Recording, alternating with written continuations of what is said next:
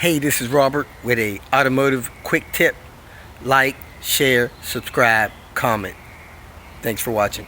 Hey everybody, I am not sure why I don't already have a video on this, but I wanted to bring you this quick tip or repair to let you get your 850 boost gauge working if it's in op right now.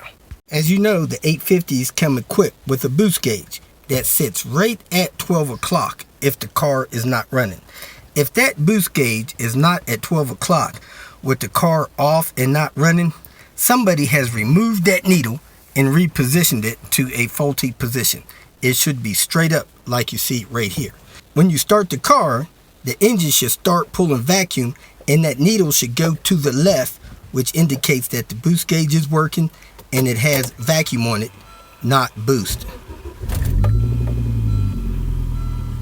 That's about how far mine goes when it's in vacuum. Now, as you drive the car and the car becomes under a load or goes into boost, that needle should sweep into the white.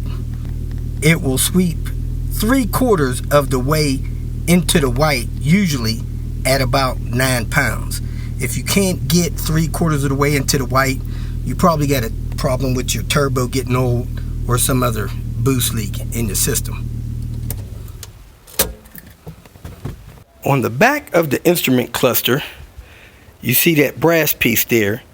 A vacuum line should plug on the back of that line, then go under the dash, through the firewall, and let me show you where it picks up. It comes through the firewall, under this area, then the vacuum line, along with the line for the cruise control, comes under the airbox, around this way, comes under the battery tray. Then you see that black line right here, 2 of them, one for the cruise, one for the boost gauge, comes up along here, and then it goes into the vacuum tree.